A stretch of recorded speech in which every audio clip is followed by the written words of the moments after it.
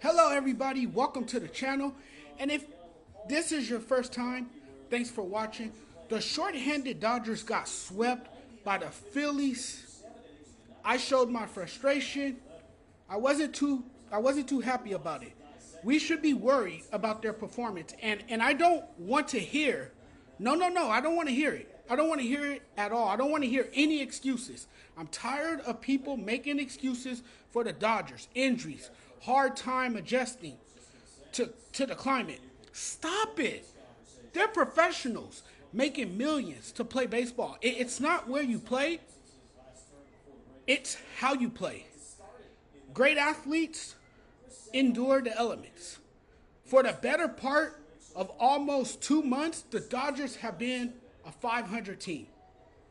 And the biggest problem in that time, a lack of reliable starting pitching, from an injury-riddled, rookie-reliant rotation, only seems to get worse with each day passing, really.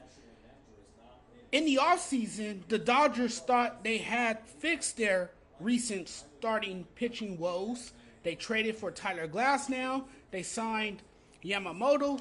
They spent nearly $500 million trying to bolster both the top of their rotation and the depth options behind it. This week, however, in a serious sweep against the Philadelphia Phillies, that was culminated with a 5-1 loss Thursday. It's clear the club's rotation is a major concern, and not with any easy, obvious fixes. Indeed, the Dodgers pitching staff is facing question marks. This week, in what was supposed to be a marquee matchup between the National League's top two teams, the Dodgers instead struggled to piece together production on the mound. A problem all the more magnified by a slumping lineup that scored just 5 runs in 3 games at Citizen Bank Park. Blown opportunities. You talk about blown opportunities. This team can't get the big hits with traffic on the bases. That's what irritates me with the Dodgers. It's annoying. Man, that bothers me that they're always unable to get the runners across. You have a lineup that features 2 of the best hitters in baseball with Shohei Ohtani and Freddie Freeman, and Will Smith, who was hot in the prior series. Mookie Betts is out with a broken left hand. They need somebody else to step up. Next man up. And people want to say, particularly Dodger fans, they're finding any excuse. Oh, it's too hot and humid in Philly. They couldn't adjust. Duh, it's hot. Baseball is played in the summer. Duh, hello. So it's going to be hot. Injuries have piled up. There's an injury bug going around in the clubhouse, and Glasnow, its lone all-star pitcher, has caught whatever has been going around, joining Yamamoto on the injured list Tuesday. They decided they could no longer count on second-year right-hander Bobby Miller, demoting him to Triple-A after a 9-run clunker Tuesday night. And while rookies Gavin Stone and Landon Knack, who gave up 3 runs in 4 1/3 innings of bulk relief Thursday, the best outing by a Dodgers pitcher this week were solid against the Phillies' high-scoring lineup.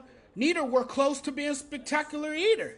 A stark reminder of the team's sudden lack of an established ace amid the utter key absences it's facing, and I mean, it's just continuing to get worse as time goes, and really, I'm trying not to fret, but this is troubling. It's July, the All-Star break is near, we're approaching the break.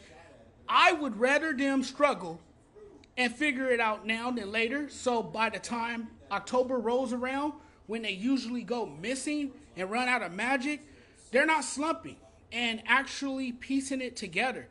But right now, this team doesn't look good. don't tell me anything about the Dodgers. They don't look good at all. And I can't take them seriously as title contenders. This team is really bad and needs a lot of help. This series, let me know everything I need to know about the Dodgers right now. And looking at their lineup without Mookie Betts, they really don't scare anybody. What does this tell you? What does this team do well? They can't hit. They can't pitch. Seems like they're in bad shape. The Phillies not only swept the Dodgers, but never trailed in this series. Never trailed in a single inning in this series. The pitching hasn't been great. They're not scoring enough runs right now.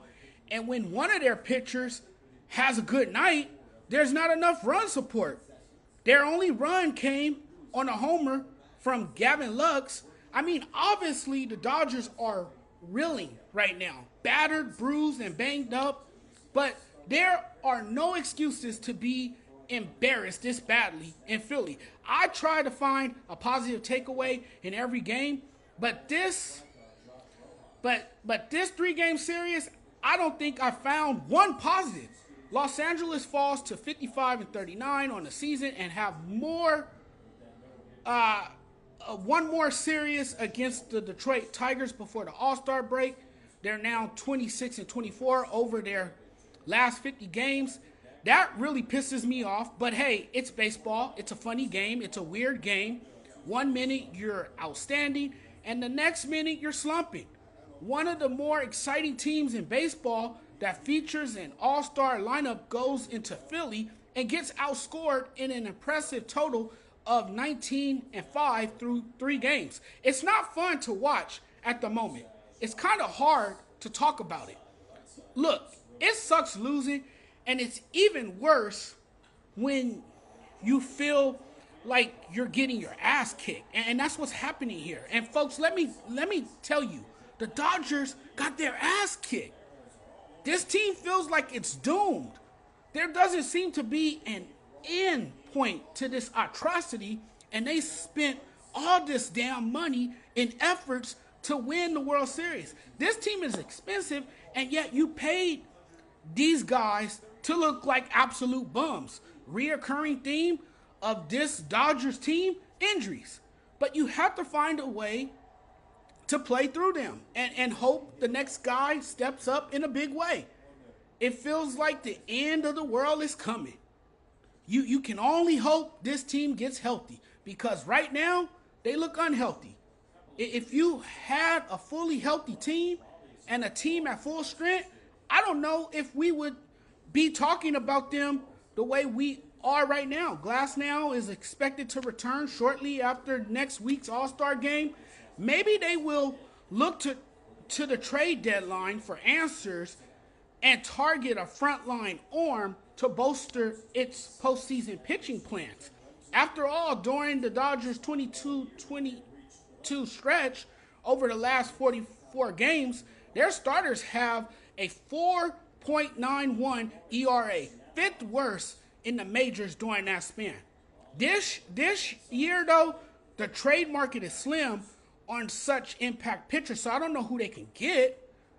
Once again, the Dodgers are scrambling to reinforce a rotation they thought they had already fixed.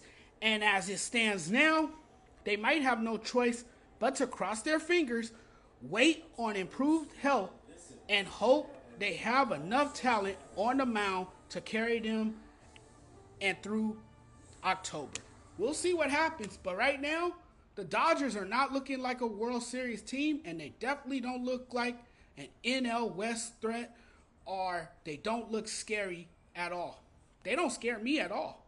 If I'm a fan of another team, I'm not afraid of the Dodgers. I'm just keeping it real. I'm not at all. Thanks for watching, everyone. Really appreciate the love and support. Don't forget to do me a huge favor and hit the subscribe button. See you guys when I see you guys again.